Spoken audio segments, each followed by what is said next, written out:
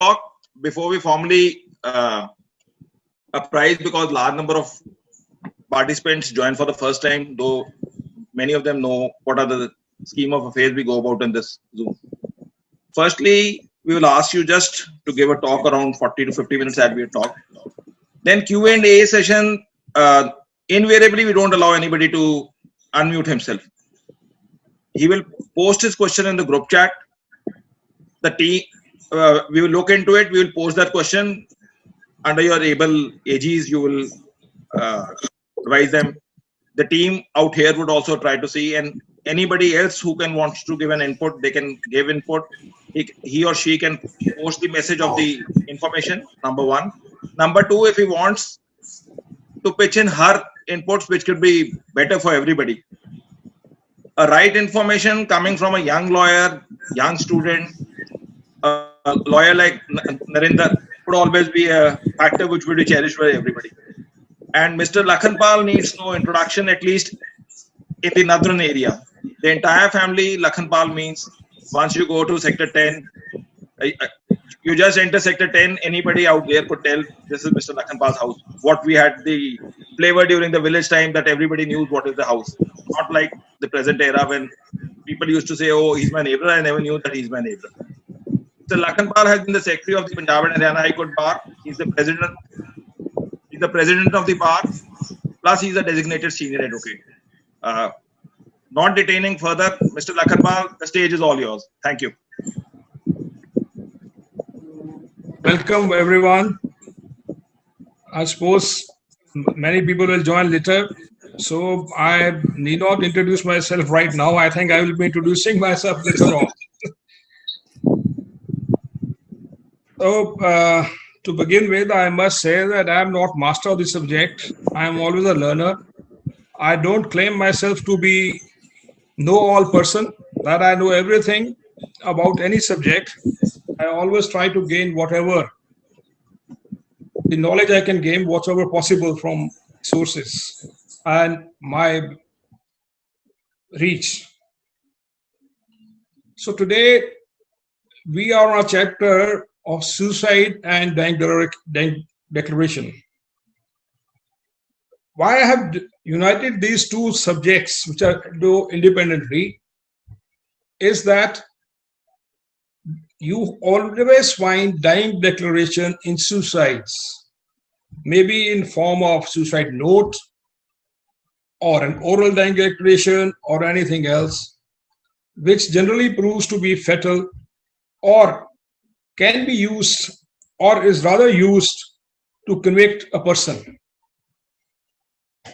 So that is why I want to share with you for the dying declaration and the suicide together, so that we have to see what can be done once there is a suicide note by a dead person, which is admissible in the per se without any corroboration, or we can say that without any corroboration or without any cross-examination of a witness, because he's no longer there. So friends, first I must say that I consider suicide to be the most cowardly act by any person, which is against the will of his maker, and this should not be even attempted by any person on this earth. But since we are going to deal with suicide as a point of law, suicide is the word derived out of two words, sui and cedere, with lower Latin words, which means taking one's own life. Even in dictionary meaning is this, that taking your own life willingly, intentionally, and voluntarily. So this suicide has been made an offense under the IPC. Attempt is an offense under section 309, and abetment to suicide is an offense under section 306.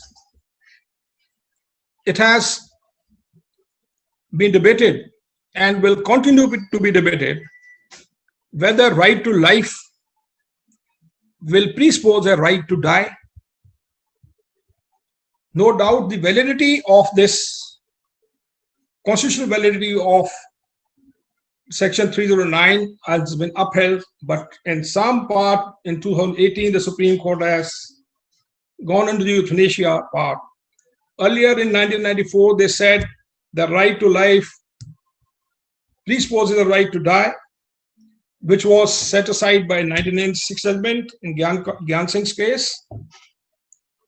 But now, as things stand today, 309 is an attempt to suicide, which is punishable. And now we are actually concerned with section 306, which is abetment to suicide. Abetment to suicide has been, abetment has been defined under section 107 IPC. I'll request Sumit to show the PPT. Abetment, next page please. Abetment means, next page please, come. Next page please. Yes, no, earlier one, sorry. Sumit, previous page, yes. Yes. Under section 7, abetments mean instigation. That means instigating a person to do an act. It's not actually suicide only. It can be for murder, it can be for theft, it can be for dacoity or for rape, anything. Instigation. Instigation is one of the ingredients. Then the second is to engage with one or more persons in conspiracy for doing or not doing something which is illegal. And he engages in that form that in fact, the man who's being instigated or abetted does that thing, that is abetment.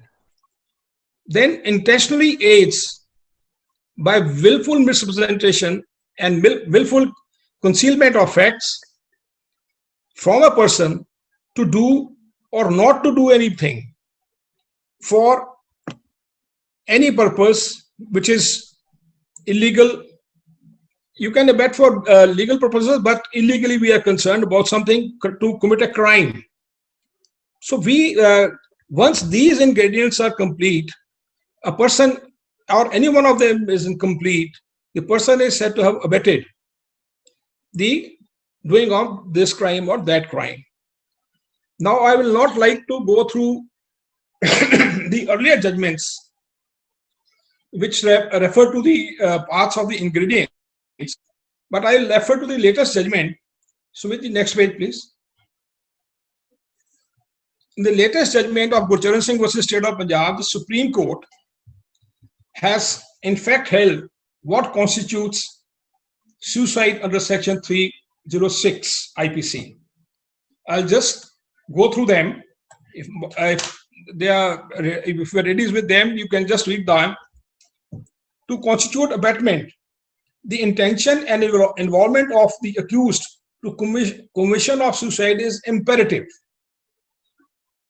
That will mean that he has to intentionally and deliberately lead the person to commit a suicide. Otherwise, this will not be sufficient.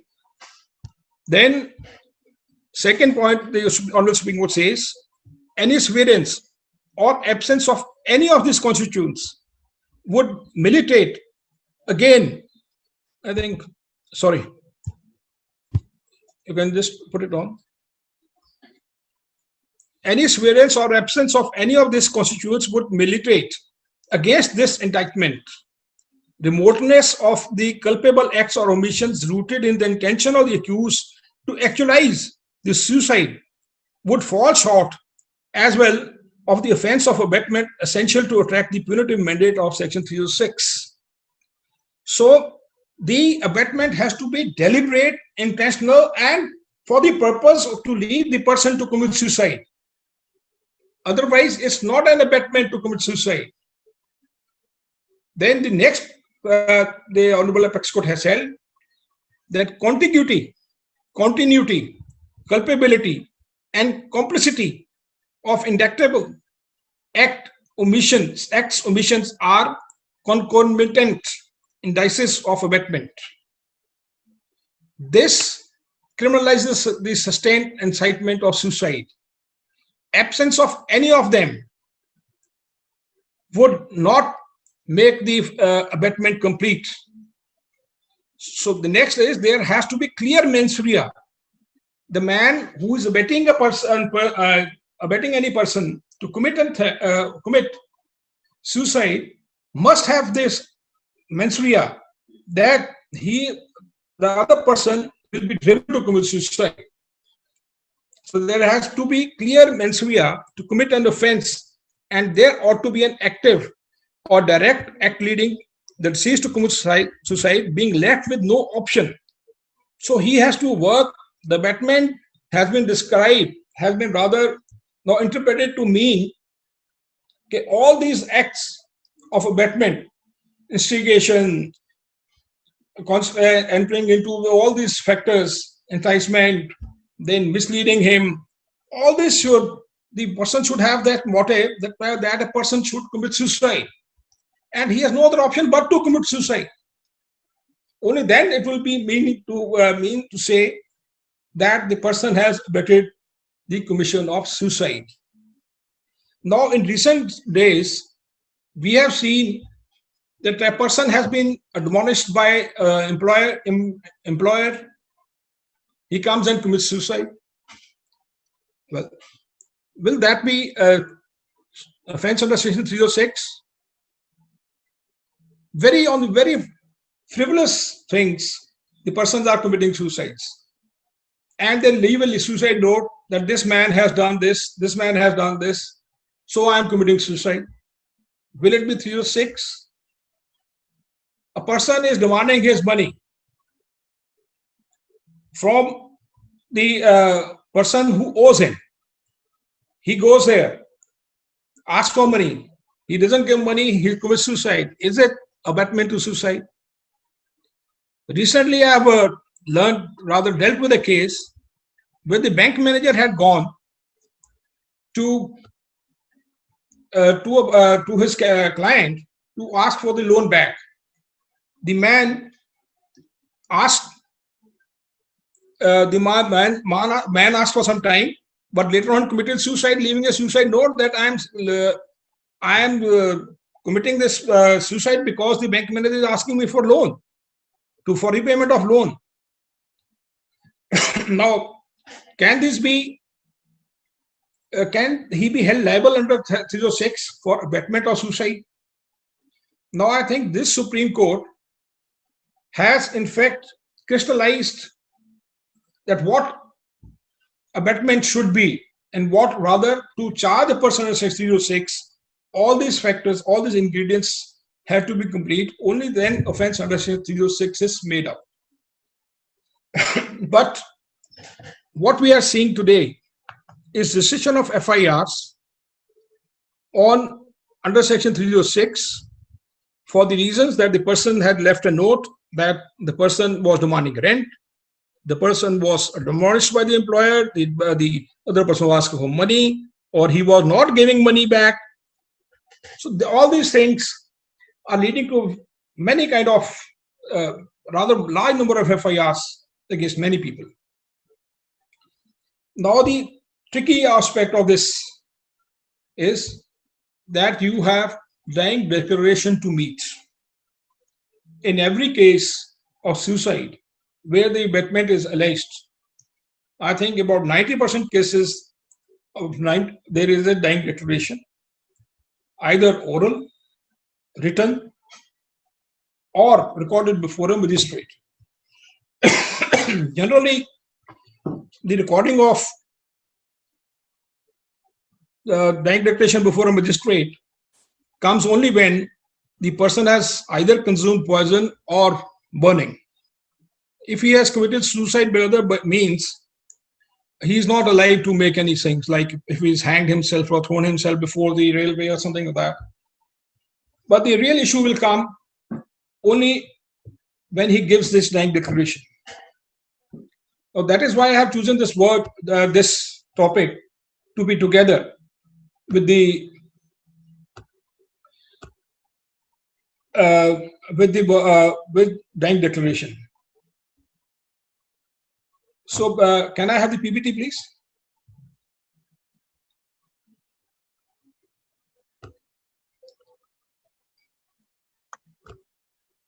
Sumit has posted the dying declaration. Yes, I've got it.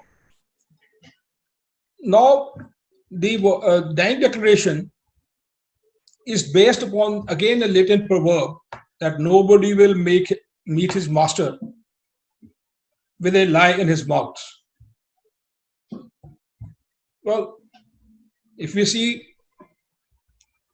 in ordinary circumstances, they may be right, but there are many people who can actually tell the lie.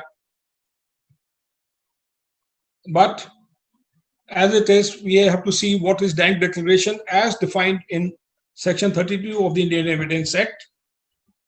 In fact, the Indian Evidence Act, which defines the dying declaration, has gone beyond that proverb. I'll just read out how it has been enhanced. If I just go through 32(1) of the Indian Evidence Act, it will read, when it relates to cause of death, when the statement is made by a person as to the cause of his death or as to any of the circumstances of the transaction which resulted in his death, in case in which the cause of that person's death comes into question. Such statements are relevant whether the person who had made them was or was not at the time whence they were made under the expectation of death, and whatever may be the nature of proceedings in which the cause of death comes into question. So it can be, it has gone beyond that. It can be at any time what pleading was there. It's not that on the bare circumstances which has led to his death, but any part made by him that is admissible in evidence.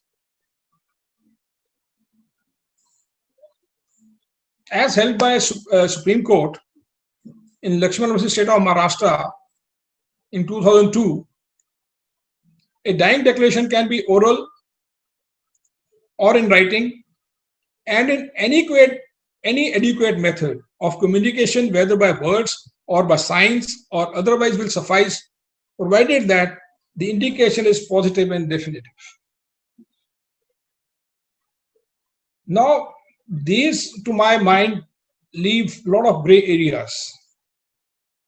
But it is rather a tool and rather the only evidence available with the prosecution when there is no other evidence, direct or indirect, to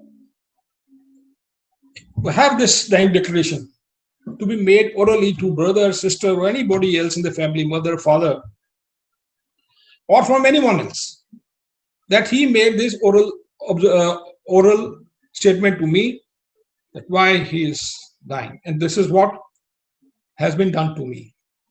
So this is being used time and again to get the convictions once there is no other evidence available.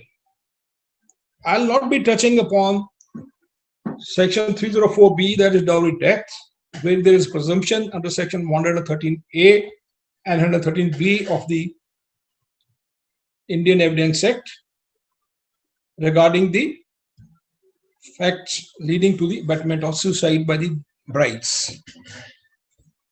I'm just going to the aspects of ordinary suicides, or it's not an ordinary suicide, but the suicides other than the dowry deaths. So most of the time, this dying declaration is used to get the conviction of the accused, which, as per the law, does not require any corroboration if believable. I have got the latest judgment for you in the next page, Sumit.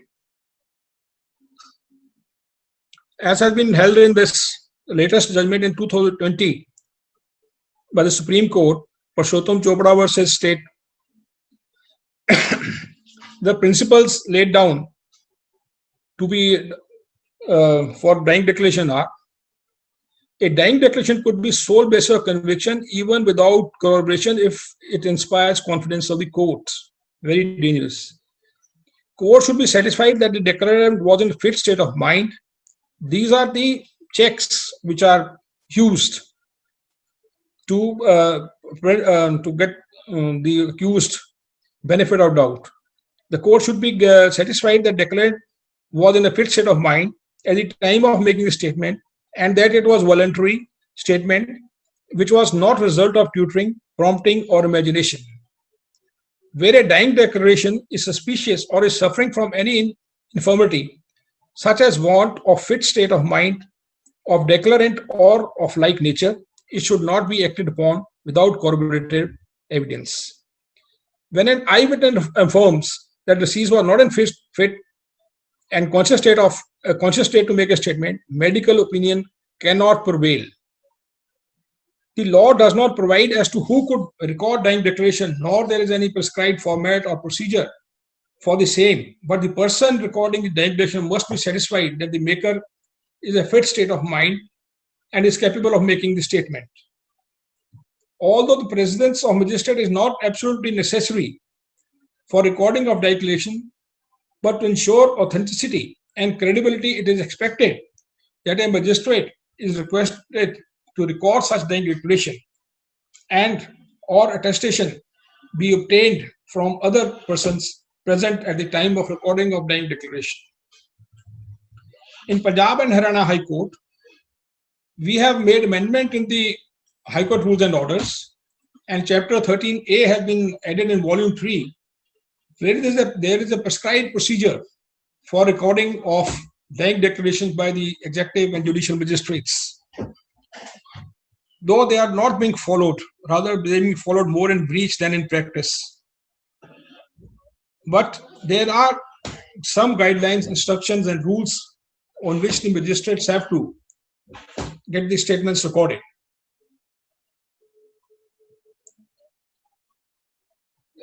So that I leave the rest of them. This is if the court finds it is voluntary and coherent and consistent, there is no legal impediment in recording conviction on the basis of, even without corroboration. So we are left with a situation where we are in fact against a person who is not there, or rather he is dead, and a person accused has no means to cross-examine or to test the veracity of the dying declaration. So this is one of the gray areas where the law has to be settled or has to be interpreted in a manner where we can come to some conclusion as to what are the safeguards. No doubt these are the exceptions under the Evidence Act, but still there is a lot of problems in tackling these dying declarations if found to be inspiring confidence. Now, the suicide and declarations, why they were added together was because of the practical difficulties faced by the lawyers once they deal with such cases. The prosecution, of course, can prove that the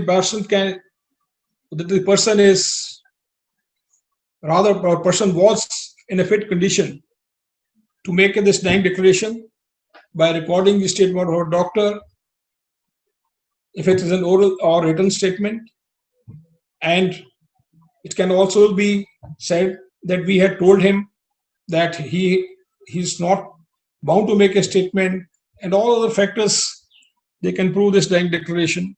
And of course, in all the oral dying declarations which are recorded by the magistrates, they are signed by the deceased, and they in fact get more credence than the other oral statements recorded by. Unfortunately, even the dying declaration before the police officer, which is otherwise not admissible, any other statement is not admissible under section 25 and 27 of the Indian Evidence Act, is admissible because it's being a dying declaration. So these things are there, which with the young lawyers and the people who are practicing on criminal side do face to in their day-to-day cases when they deal. So next page. Next page, Sumit. So these are the defenses which the dying declaration against the declaration which the defense can be defense that the relatives of the deceased prompted him. He was tutored to make a statement. They can say that those are the persons who were there. He was not in right frame of mind. He was under medication, delirium. He was not there mentally. He was like in all other cases, as in poison or burning, there will be a lot of painkillers and everything. So probably he is not ready to do that. Even if magistrate, we can say that this is not for the procedure. Then we can rather, this is a very gray area. Deceased was not told about the impending definite death.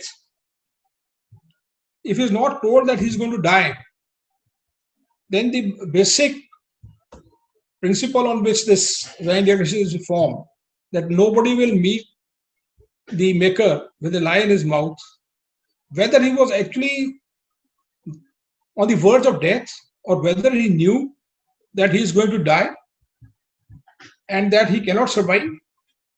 At least in my long career, I have never seen a statement made by a doctor who says that he had apprised the deceased that there are no chances of his survival, he cannot survive, and he is going to die.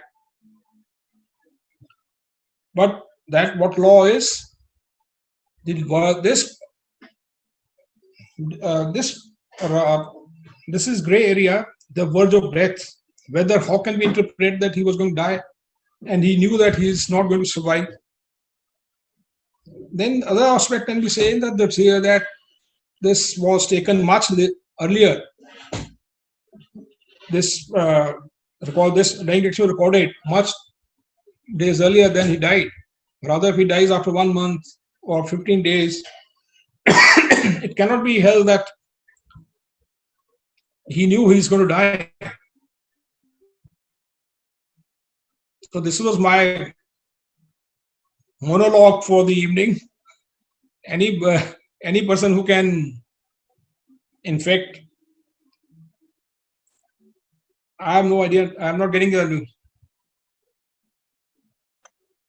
Two questions have been posed. The other persons can pose the question meanwhile.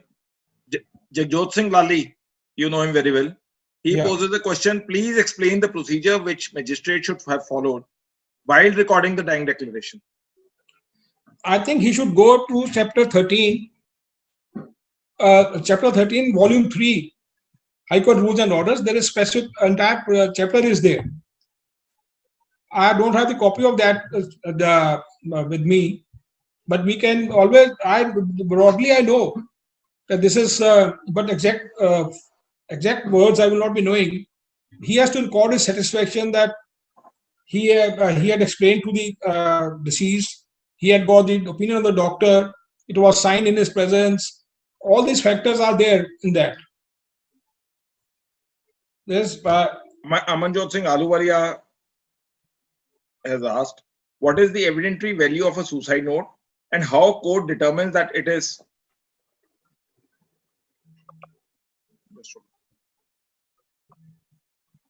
How court determines that it is actually written by the same person and is not planted? Well, there are many ways to prove this dying declaration. One is the handwriting expert, the person who has seen him writing. All per se, it will not be admissible as such. They have to prove the dying declaration like any other document, that this was written by him. It is his handwriting, and it was not tutored, but that can't be there. But this has to be led with this way only. They will have to they'll have to prove it that way only, that it is written by him by examining his. Amdanish asks, please elaborate factors that lead to rejection. Hello. Just hold on. Many we are able to hear you. Please, I have lost the. No, we are able to hear you. Okay. Hello. Hello. I'm just joining in.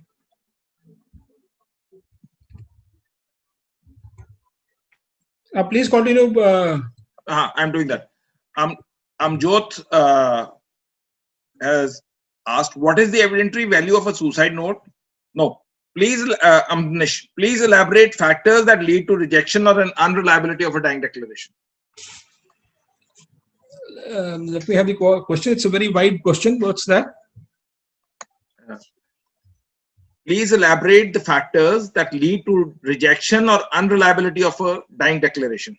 I think we will go back to the judgment of the Supreme Court to hammer the point that if it is tutored, if the court finds it's a tutored, is not voluntary, or has been made for some extraneous considerations, then they have to rather. If I'll just give you an example, if there is dying declaration being recorded, and the relatives are also present in that room, we can always say that this man was present there. If he admits his presence, that it was recorded in my presence, so it will be not voluntary. It has been tutored.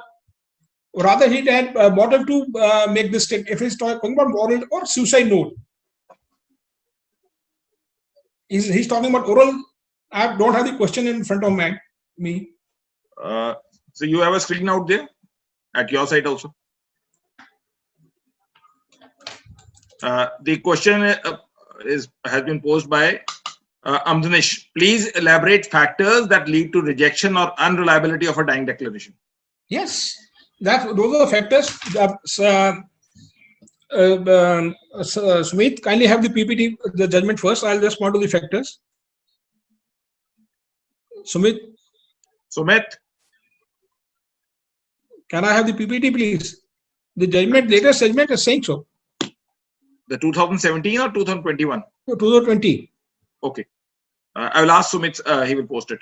Meanwhile, Raviraj asks, is there any minimum number of days stipulated after how many days the deceased dies for the purposes of dying declaration? No. It can't be so. If the man, after making the statement goes into coma, there can't be any definite. So these are there. So, Ravinder Randhawa has been kind enough, as he's always in the bar, kind enough to help. He has put the PPT for us. Thank you, Ravinder. This is the question answer to the first. The court should be said that declarant was in fit state of mind at the time of making of statement, and it was voluntary statement which was not result of tutoring, prompting, or imagination. And it can be rejected even on suspicion, because it's a very weak type of evidence. When a dying declaration is suspicious or is suffering from any infirmity, it can be contradicted by other evidence on the record also, even by the defense. If the defense shows something different than what has been said in dying declaration, then of course the court has to reject it, or nature should be. There are two or three more points given there. If it is, if the medical opinion comes that he cannot record the statement, he's not in fit state of mind, the court can reject it. Or even if some witness says he is not in fit state of mind, even then it has to be rejected. the apex court has held that medical opinion will not prevail.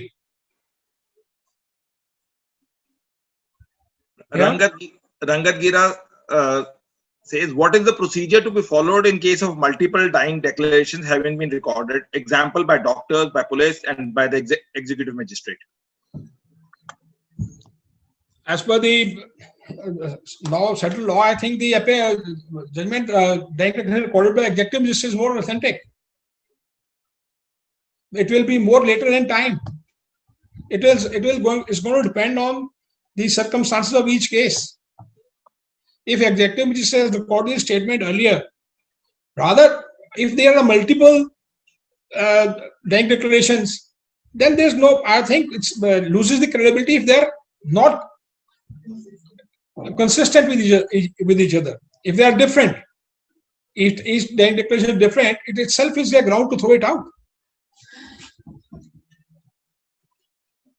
So can I ask Pavni also to pose questions in front of you so that it becomes easy, because some people are posing very long questions for me. So that will facilitate for you. I've got it. She can post it on the desktop or the laptop or whatever facility you are. What position? This is there. I will just ask. I will just show. Sushnit Goyal asks, how can we assess the credibility of a declaration for an enthusiast or self-killing as permitted in Aruna Shongbag and this year by the common cause verdict? Please come again. This is not in the screen. Sushnit Goyal has posted. No, it's not made with me. On the chat box, Zoom group chat. Pavni, could you help him?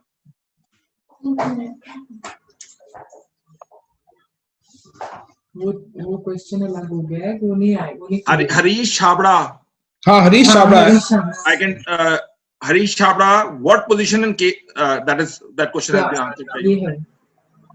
What is the position in multiple declarations recorded by various persons? Yeah. How is that a declaration of a person committing offence, or should it given any weightage?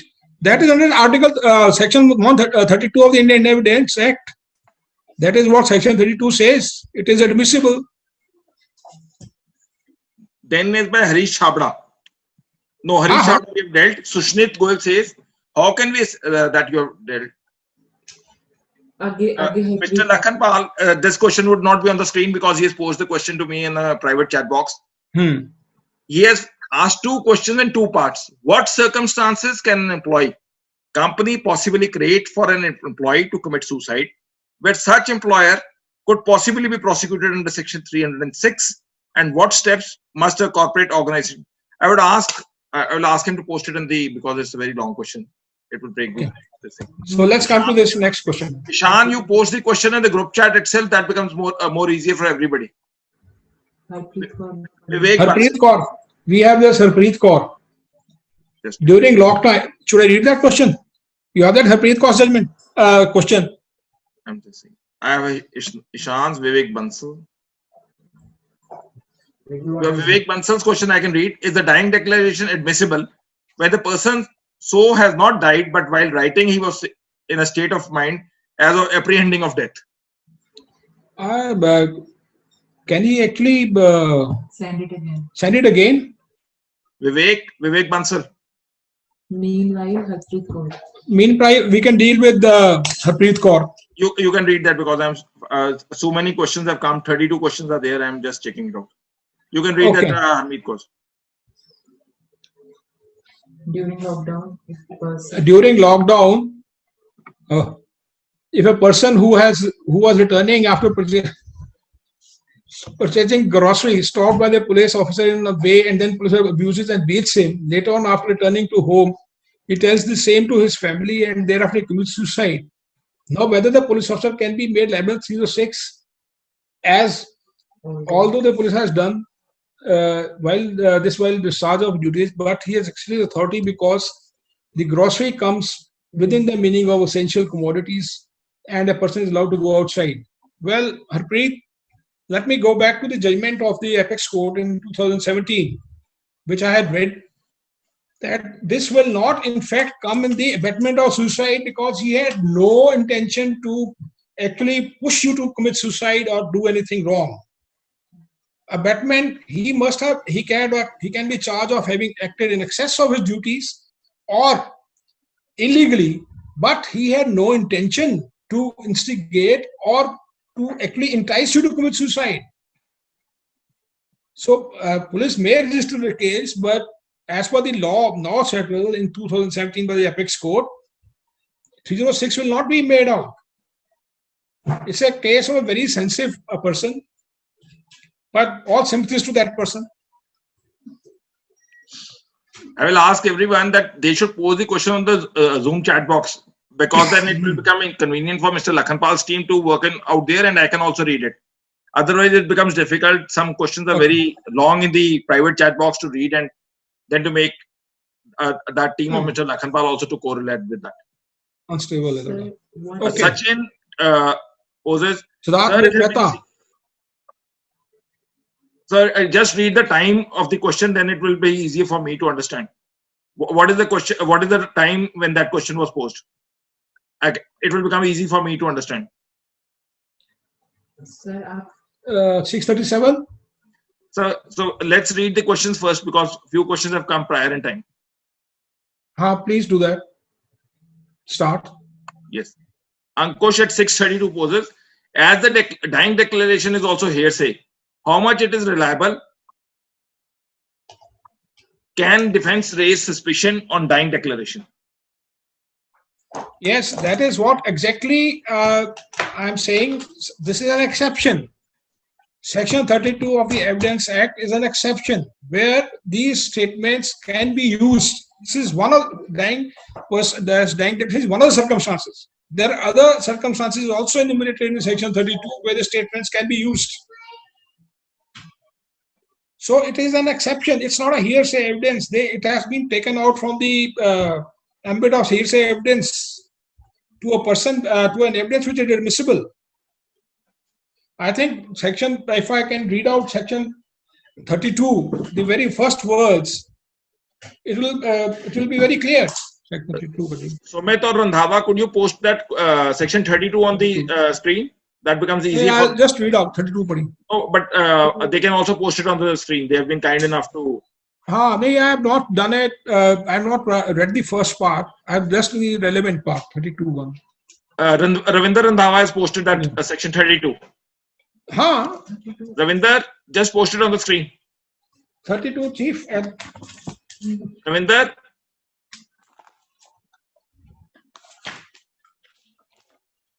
I'll just read out. I'll see. Sumit, Yes, kindly check if you can do it. See, kindly see. Case in which statement of relevant fact by a person who is dead or cannot be found is relevant. Some statements written or verbal or relevant facts made by a person who is dead or who cannot be found or who has become incapable of giving evidence. Your PPT class section 32 has been posted by Ravinder. No. That is 32:1 only. It is there. Yes. Sorry, it's there. So these kindly read this. So read this. They've been in fact this is an exception to all other places. And nobody should scribble on the screen. It becomes very difficult for others, and it's not good on that part. Cases in which statements relevant fact by a person who is dead or cannot be found. So they have been made admissible by law. So I think this answers the question or not? Yes. Tushar Gupta, what if the client comes to you saying that someone has given him a threat that he will commit suicide and write the name in the suicide letter? What are the remedies left with the person, or what steps he can take in order to save himself from the threat? Make a simple complaint to the police. What else? These are the only steps. Aditi Agarwal, as our penal codes and the punishments in them are of reformatory nature, should attempt to suicide actually be made punishable instead of finding a way to reform the persons? What are your views and what are your takes on this part? So it's not posted on the question, it's privately posted to me. See, So that is being debated right from 1994 when the euthanasia or euthanasia, whatever you call that, the debate is going on whether the right to life presupposes the right to die.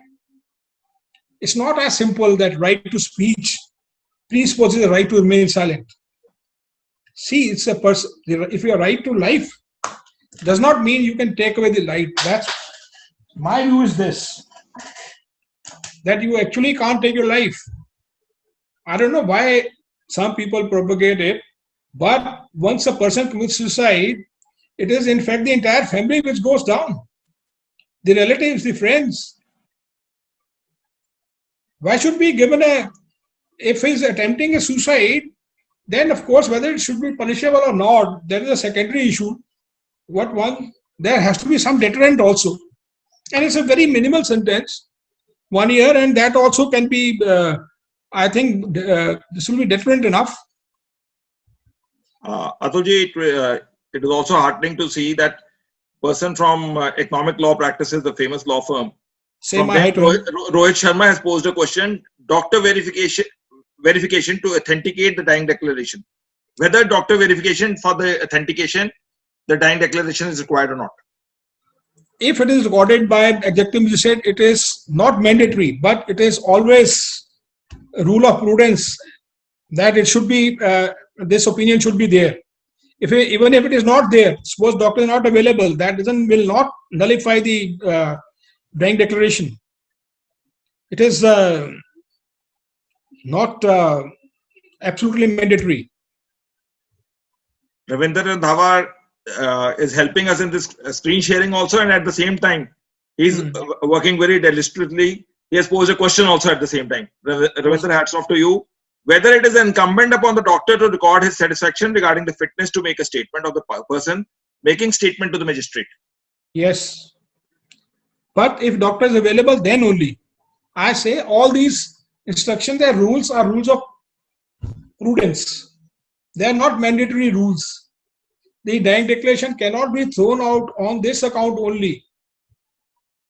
They have to see whether we will go back to judgment, same judgment again in 2020.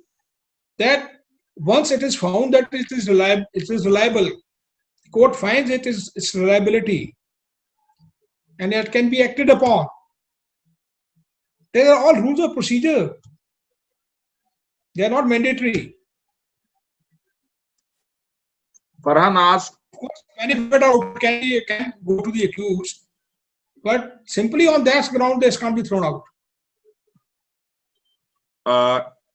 Farhan asks, if the dying declaration is suspected, is there any post-mortem takes place of the body to confirm deceased medical condition?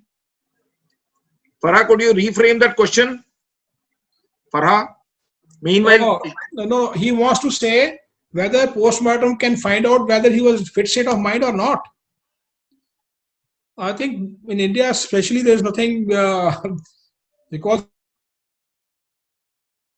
of course the medical shows, like in some cases the neck has been cut completely, and it is said that he spoke. Then of course the benefit of doubt can go. That how could he make a statement when his vocal cords were cut? Farhan, I have been just apprised that she's one of the finest corporate lawyers who has posed the question. She was Farhan Naz is an ex-Vodafone litigation head. Okay. Say my head were. And thanks for joining. That's what I'm saying. It's very heartening that people are pan-India, people from very corporate have come. So that is why it goes akin to the name beyond law. Yeah, that's it. It's beyond boundaries. Ishan, what if the dying declaration, that question is posed at 638. What if the dying declaration does not support chain of circumstances, then does it need any other corroboration? Yes, if it is suspected, the judgment I am referring to, why I took out one judgment only is because it's the latest and rather summarizes the entire thing. If the dying declaration is not found to be genuine, then the court has to look for corroboration. whether the circumstances in which it has been made, whether he is telling a truth or not. The other circumstances can, of course, it can be dislodged like any other evidence. There is nothing, no presumption attached to truthness of this dying declaration. It can be non-suited for many other reasons. Amit Prashar, again, a very young and dynamic lawyer out in the High Court. All pardons to me, to the persons, since it is a common practice. The lawyers who are practicing in the Punjab and Haryana High Court, we know them. So sometimes uncalled for bias also comes. Amit Prashar, whether suicide is a decision taken in the spur of the moment or in a fit of anger. Number two, whether any alleged suicide note running 7-8 pages can be taken as a dying declaration. There is no hard and fast rule of how long or short can be the suicide note. I think the famous that CM's case, that suicide note runs into 104 pages. Arunachal Pradesh. Yes, Arunachal Pradesh. Pul, whose name was Pul. And what was the other part? Just hold on.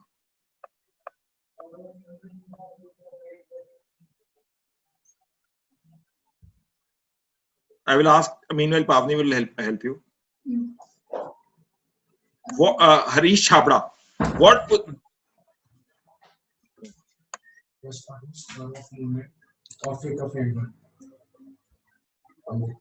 Amit क्या है? Amit Prashar. कहाँ लिखा है? ये पता अच्छा. Sachin, Amit Prashar first time.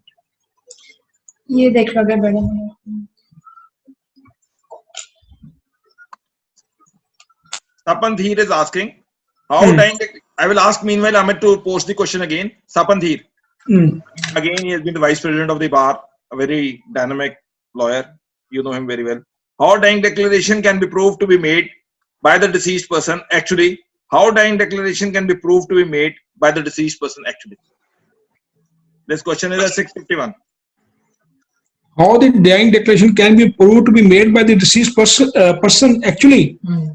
Well, as I told you, if it is suicide note, his handwriting has to be compared, whether he has written that or signed that. If it is oral, if it is recorded by a magistrate, then he has to sign it. And what was that? Sapans is at 652. How dying declaration can be proved to be made actually by the deceased person? His signatures are there on the suicide note, or even if his signatures are not there, his handwriting is there. It can be verified, compared by the handwriting expert. Of course, all these notes are written, suicide notes are not written in public. They'll be written in some private place. So they can always be matched with his known handwritings. And from that, his identity can be fixed. Adhikar Premier, what are the challenges in giving effect to a dying declaration? What are the challenges in giving effect to a dying declaration? Yes, a dying declaration challenges are, since it is made by a person who is not there. So it has to be a very authentic piece of evidence, and it has to be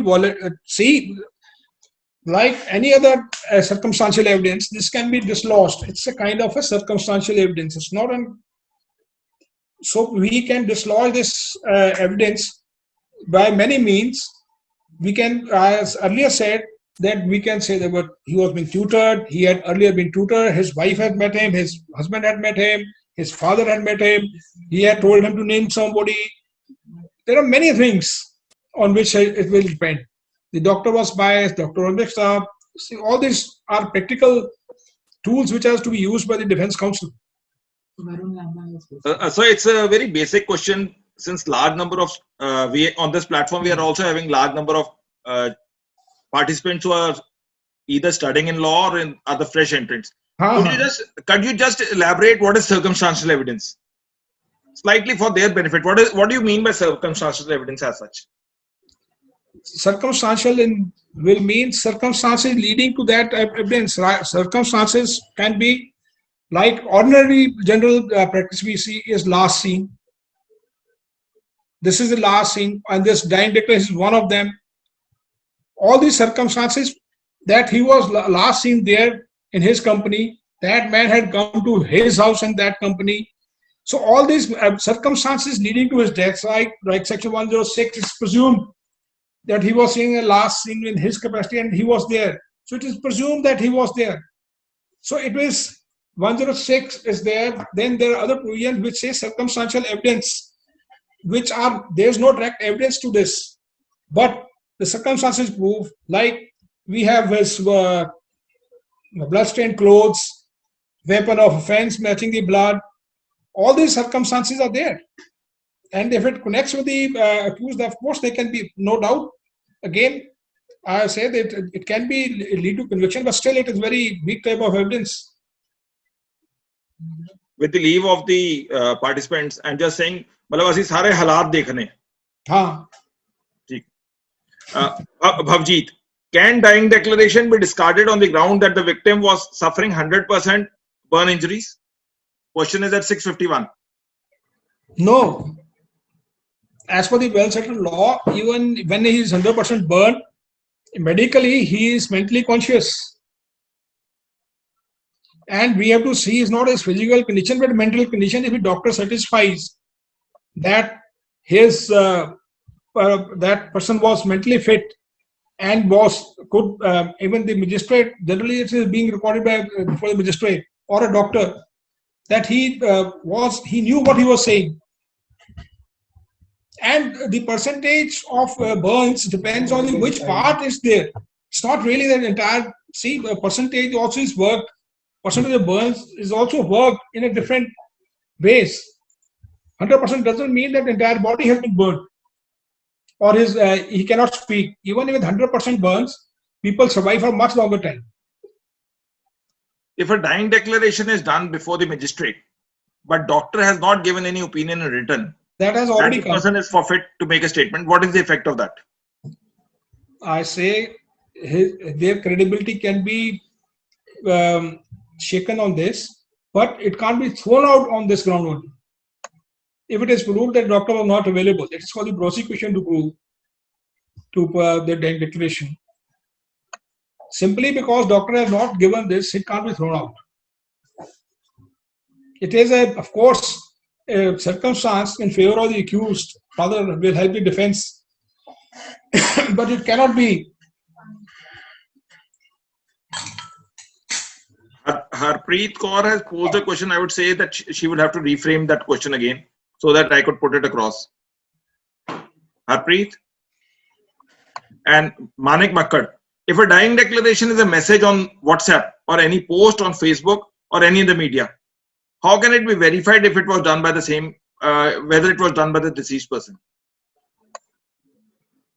I think it's a very technical question. Rather, now we have a lot of, it can be, in fact, certain now.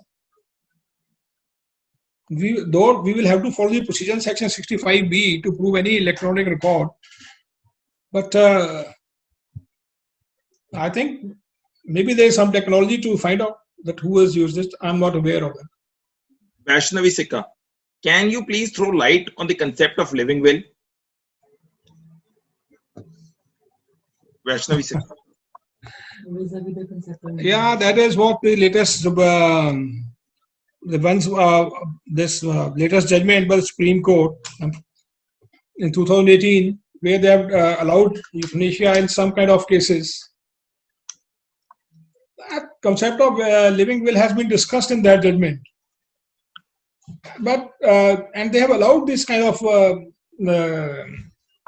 patients to die their own death. But anyway, that are also full of lacunas. It can be misused. It can be used.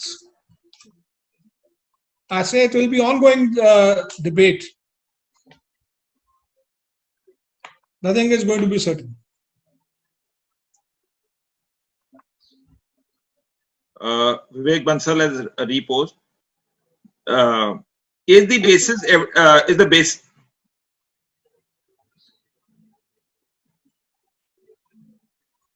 Varun, you have posed that thing. Could you pose that question again? I will read it for Mr. Lakhanpal.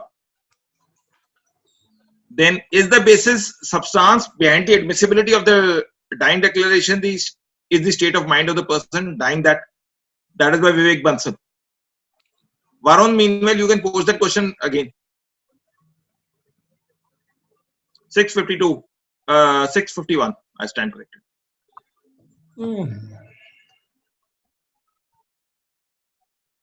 No, 7 o'clock. Vivek Bansal. What's the name? 7-1. The basis of substance behind the admissibility of the dying declaration is the state of mind of the person dying, that apprehending death he will not lie. I think it's a very long question. Let them reframe into a.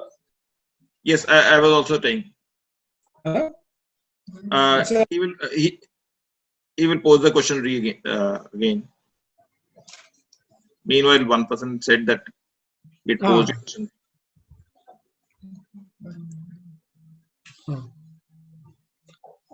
Good evening, Varun. So, I will just unmute him. Just hold on.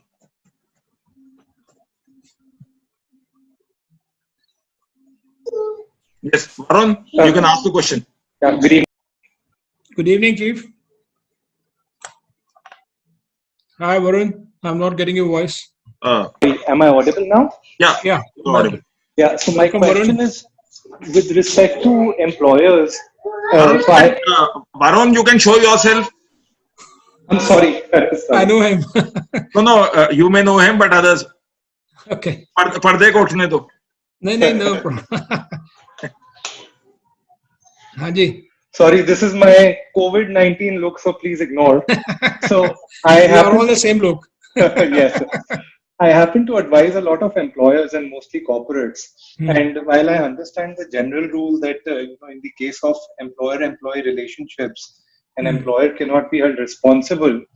At the same time, when you have foreign directors on the board of a company, and typically in the case of India, where the notice or someone is directly received in the name of the director, so all your Gora directors, they at very time sort of want to run away. In such a scenario, what could be the steps that a corporate could take? So, for example, trainings, imparting trainings, etc., which could sort of push them away from a remote issue of even getting looped in a abetment of suicide case? Or what are the other chances that, on the other hand, an employer could create for its employees, which could possibly have some sort of an exposure towards this particular offense? Varun, I must come straight to you on this subject because it is nobody has held that the employer cannot be held responsible for the suicide. See, if there is continuous chain of events that he was being harassed in such and such manner, and such manner every day he was being tortured every day to this, and he had no option since the people who are employees are have-nots in the sense that they are dependent on the employer, and they create a situation where the person has no option but to die. But especially in the case of ladies of sexual harassment, that can be there are chances of employer being charged and actually convicted for offense under Section 306. Because a lot of times, sir, what we advise typically is, yes, absolutely, sexual harassment is a great example. And when we come to performance incentive plans or PIPs, I mean, those are plans which, time and again, we put employees on such plans. But the typical threat that we keep getting from them is that, we are mentally suffering, our families are mentally suffering, and eventually one fine day, a notice is received from the cop that join investigation and such person is no more. So that is the time when for a big corporate, such as a multinational company or whatever, they face that trouble, and sort of we have to advise and take that call at that point of time. So that is where I was looking for certain steps that, despite as a corporate organization following all possible corporate governance measures, still for the directors more particularly, they face a lot of heat from the local police. So that is where I was coming from. But Thank you for your inputs. Probably Varun was putting up in sector 16 after Yes, seeing his sir. face. I am decollecting. That is correct. That is correct. I'm Probably Honestly, I have not applied my mind on this aspect of this case, but of course, I'll get back to you when I apply the mind on what steps can be taken to prevent all these things, because sure, sir. I have no option, I have no experience of when being in corporate sector. Sure, sir. That will be very helpful. Because that will be a great value add, sir. probably after meeting Varun after around 8-10 years, he was putting up in 575, I suppose. That is precisely correct, sir. You will tell his car number also, which is I know that. Again, the car number is 575. Yes, that is correct. But thank you. It's a great session and very, very informative. More particularly for people like us, who are more on the corporate side than on the criminal side. So this is a great value add, and which we happen to take back to our clients. You have inherited the criminal brain. Don't worry. I'm lucky. I have leaders like you. Yeah. That's true. Varun doesn't have a criminal brain. He has a brain for cracking the criminal logics. Sorry, he has inherited the criminal brain, not. That's what I mean. His hard people are actually quite wise. Anyway, let's not. Right. Thank you, everyone. Thank you. Thank you, Varun. Thanks for joining. Thank you, sir. We will seek pardon from the participant that we slightly went off the cuff. Okay, let's come straight. Varun Lamba has posed a question. वो तो हो गया. What? I don't think That we have done. Okay. Do we have any other questions? Vikrant, he's on the board. He can also ask the question directly. He has posted on the. Is the dying declaration visible when a person dying lost direction? Vikrant Kumbu. That will not, huh? Vikrant probably is left after posting the question. Okay. Then there is one by Vivek Bansal. We had asked him to reframe it. Is the dying... Vikrant, I'll just unmute him. Vikrant would like to answer. That is why we tell to the people that they should come with the names forward. They come with iPads, iPhones, and that is why we say that asli chehra samne aaye. Vikrant, you change your name, then only I can unmute you. Is the dying declaration visible when a person giving declaration has not died subsequently? It won't be a dying declaration then, yeah. Well, what else? That's what I'm trying to say. I can read Vikrant's question. The court, in order to satisfy whether the deceased was in a fit mental condition to make the dying declaration, looks up to the medical opinion. But where the eyewitnesses has said that the deceased was in a fit conscious state to make the dying declaration, is a dying declaration, the medical opinion will prevail or not? I think the Supreme Court was dealing with an opposite case where the eyewitness said that that he was not in fit state of mind, but the doctor has said it. I think the person who is making the statement that he was fit, his credibility has to be shaken. In that case, in that eventuality, the proximity of the witness to the deceased will be the main criteria to be seen. In that case, independent witness of a doctor will be more authentic and reliable. Sachin, it has been seen that a person suicides and makes allegation that the person forced him to repay his loan. A person who has given his money wants it back. What about his right to say to give his money back? He can, in fact, he can enforce his right against his legal heirs. If it is a legal debt and it is under the contract, or if it's a loan given legally, he can enforce it against his heirs. What stops him? I will read Bhavjeet's question and then it's already 7:10. Last question thereafter. If dying declaration is recorded by the magistrate in the absence of fitness certificate from the doctors to his satisfaction, but later doctor testifies that the patient was not under intoxication, under the influence of medicine. In that case, what will be the credibility of the dying declaration? Bhavjeet's question is at 7.3.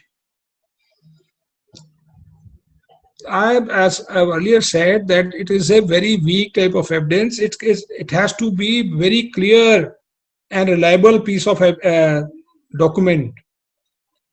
Any doubt on this dying declaration makes it a suspect document, and the court can form a different opinion. That's why I say that once the court finds that it is a document which can be relied upon and has been made voluntarily and without tutoring,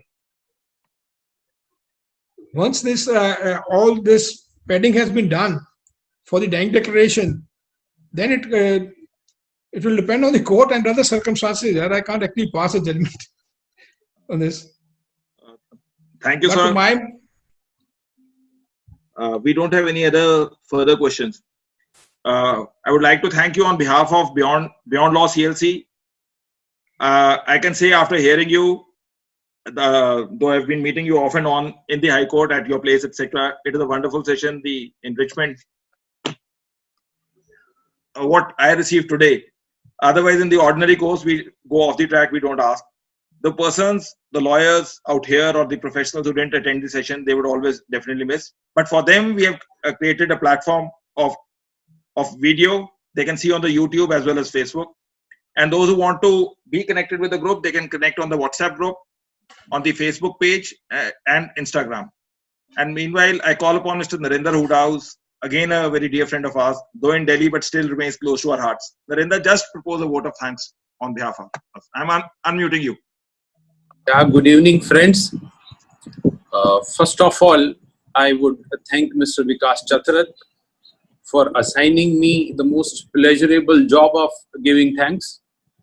Thanksgiving is always a very soothing experience. And again, giving thanks to Mr. Atul Lakhanpal, who is an elder brother, a mentor, an erudite, prolific lawyer. And I really thank you, Mr. Lakhanpal, for sharing your knowledge, your updating us on law, and sparing time in this coronavirus depressing time.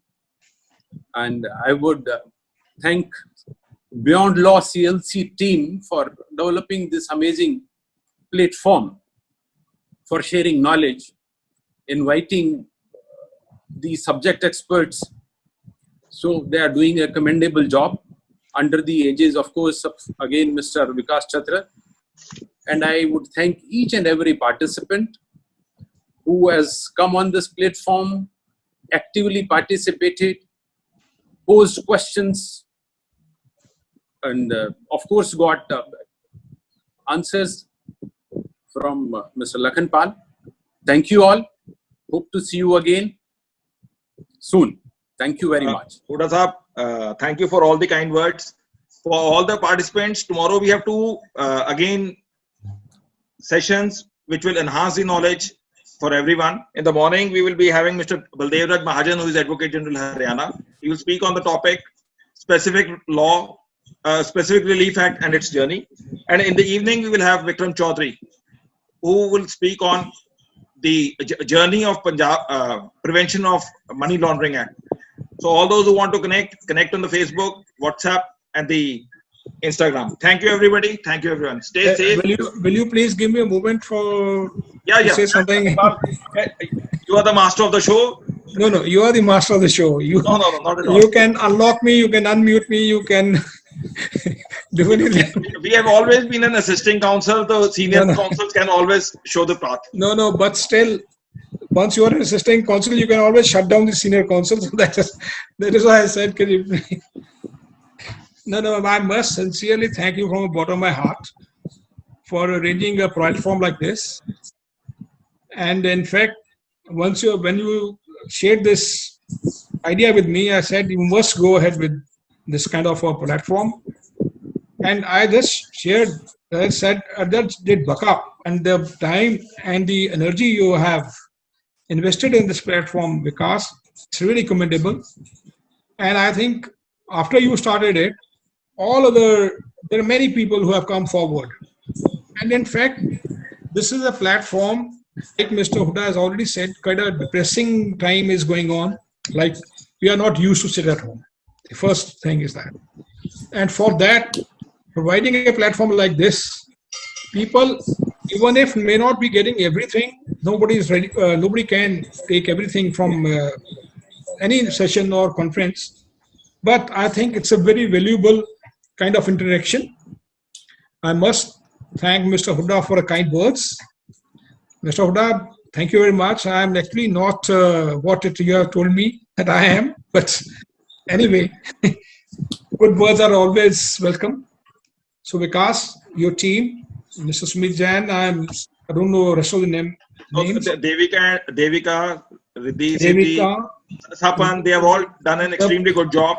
The team's motto is I is illness, we is wellness. So they said that during the time of COVID, let's become we and let's make it wellness during these times. That's great. That's great. So my message is the Facebook link that is already shared by Devika. Devika can again post that again on the group chat. Over to you, sir. So my message is, don't get frustrated. Be at home. Stay safe. You enjoy whatever you have in the house. Don't go outside. You have got the rare opportunity of being here in the home. So please enjoy the time. Don't get frustrated. Thank you very much. Again, thank you very much. Thank you. We part and meet tomorrow again at 11 o'clock with Mr. Baldev Raj's margin session, the Advocate General Haryana. Thank you, everyone. Thank you. Welcome. Swasth raho, mast raho, abad raho. Thank you. Thank you.